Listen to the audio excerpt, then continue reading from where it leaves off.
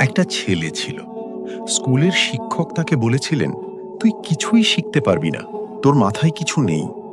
সেই ছেলেটার নাম ছিল টমাস আলভা এডিসন।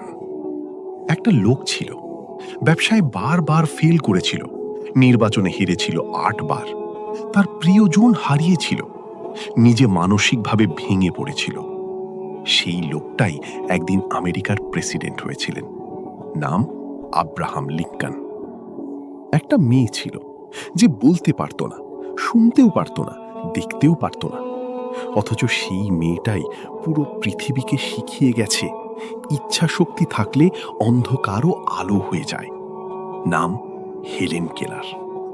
আপনি যদি ভাবেন আপনার স্বপ্নটা অনেক বড়, আপনার পরিস্থিতি অনেক কঠিন, আপনার সময় শেষ হয়ে গেছে, তাহলে আজকের এই ভিডিওটা শুধু আপনার জন্য।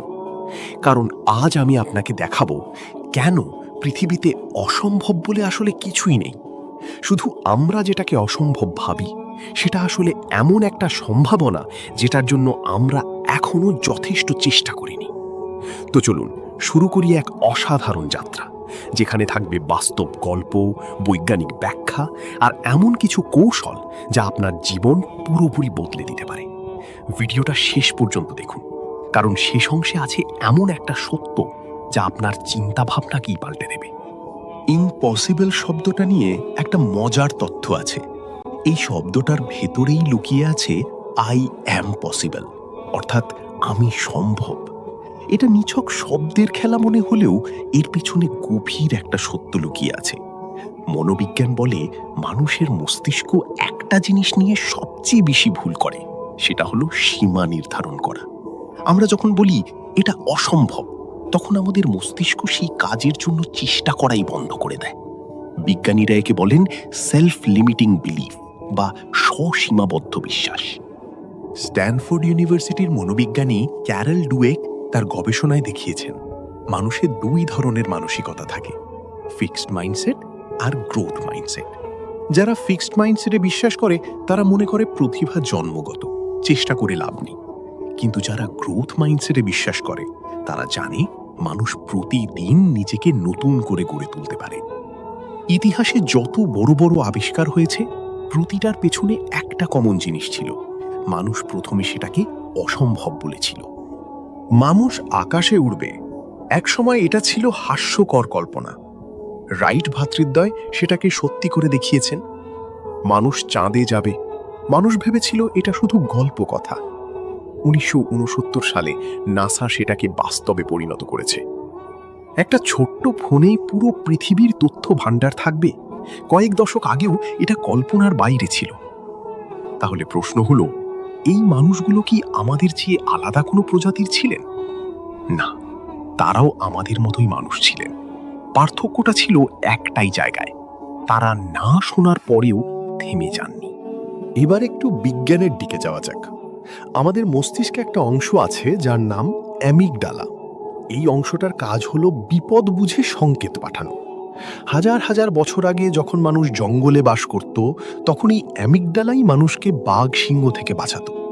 কিন্তু সমস্যা হলো, আজকের যুগে আমরা বাঘের মুখোমুখি হই না, বরং আমরা মুখোমুখি হই নতুন কিছু শুরু করার ভয়ের, ব্যর্থতার ভয়ের, মানুষ কি বলবে সেই ভয়ের।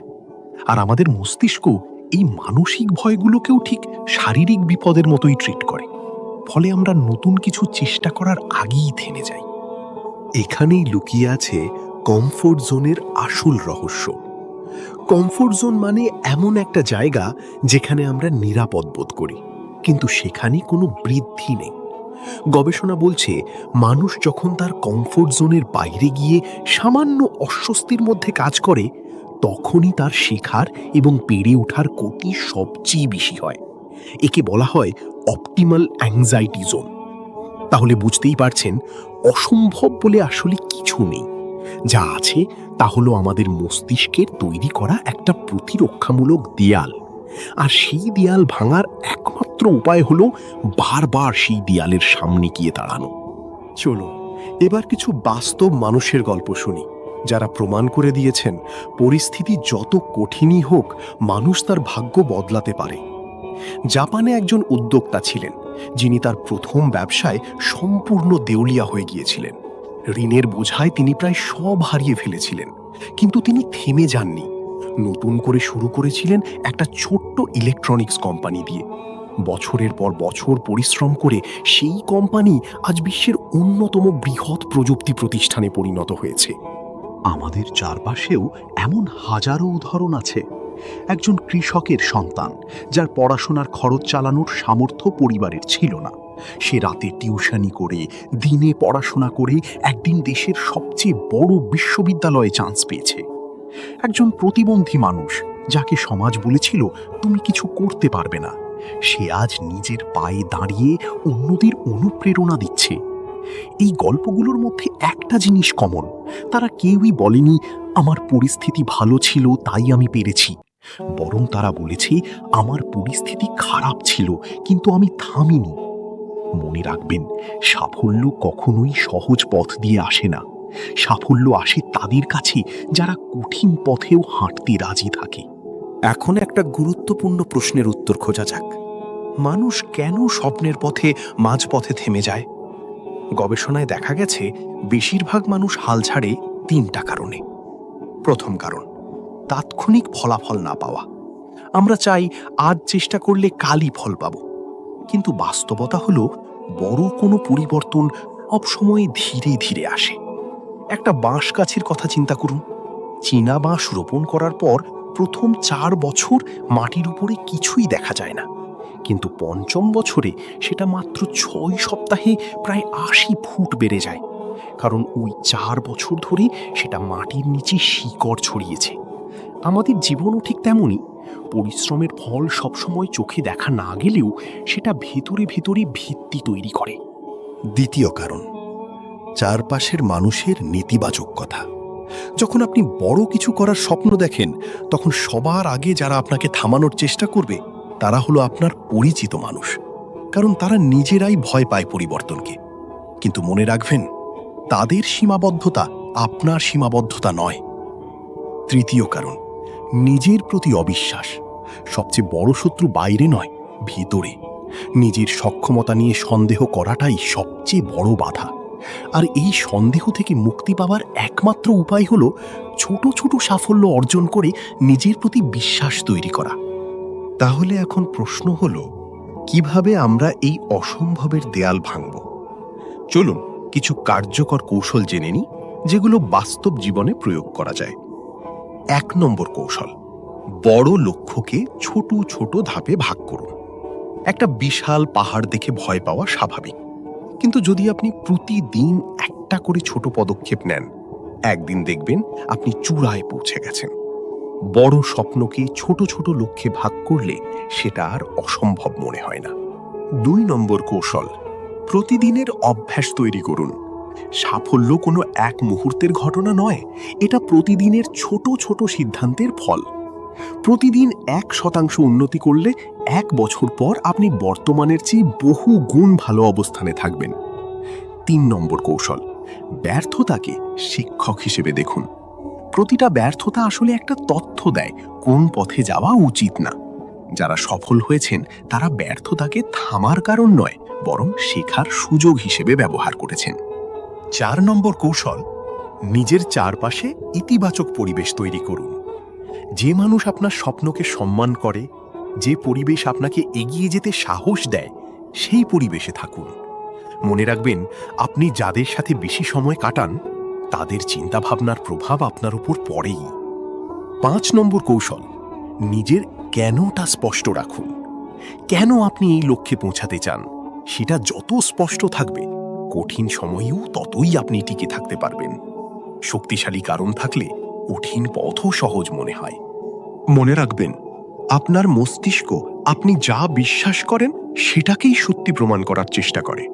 আপনি যদি প্রতিদিন নিজেকে বলেন আমি পারবো না, তাহলে আপনার মস্তিষ্ক সেই মতো করেই আপনার সিদ্ধান্ত আর আচরণ পরিচালনা করবে। আর আপনি যদি বলেন আমি চেষ্টা করে দেখব যতক্ষণ না সফল হচ্ছি, তাহলে আপনার মস্তিষ্ক সেই লক্ষ্যেই আপনাকে এগিয়ে নিয়ে যাওয়ার পথ খুঁজবে। এটাকে বলা হয় সেলফ ফুলফিলিং প্রফেসি, অর্থাৎ আপনার বিশ্বাসই আপনার বাস্তবতা তৈরি করে। তাই আজ থেকে সিদ্ধান্ত নিন আপনি নিজের সম্পর্কে কি বিশ্বাস পোষণ করবেন। মনে রাখবেন, পৃথিবীর প্রতিটা বড় পরিবর্তন শুরু হয়েছিল একটা মানুষের ছোট্ট বিশ্বাস দিয়ে, যে বিশ্বাস বলেছিল এটা সম্ভব, শুধু পথটা খুঁজে বের করতে হবে। আপনার জীবনের গল্পটাও ঠিক তেমনই হতে পারে।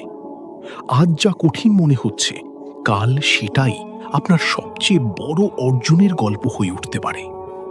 তো বন্ধুরা, আজকের ভিডিওতে আমরা দেখলাম অসম্ভব শব্দটা আসলে বাস্তবতা নয়, এটা আমাদের মনের তৈরি একটা সীমারেখা মাত্র।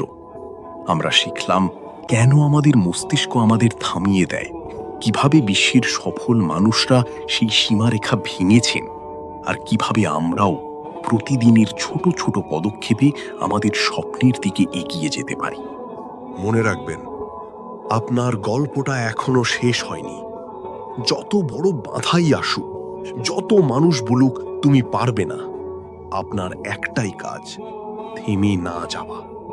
কারণ যে থামে না, তাকে থামানোর ক্ষমতা এই পৃথিবীর কারণে। আজ থেকেই সিদ্ধান্ত নিন, আপনি অসম্ভবের গল্প নয়, সম্ভবের গল্প লিখবেন। যদি ভিডিওটা আপনার ভালো লেগে থাকে, তাহলে অবশ্যই লাইক করুন, চ্যানেলটা সাবস্ক্রাইব করে রাখুন, আর কমেন্টে লিখুন আপনার জীবনের এমন একটা মুহূর্তের কথা যখন সবাই বলেছিল অসম্ভব, কিন্তু আপনি সেটা সম্ভব করে দেখিয়েছিলেন। মনে রাখবেন, স্বপ্ন দেখা বন্ধ করবেন না, কারণ অসম্ভব বলে কিছুই নেই।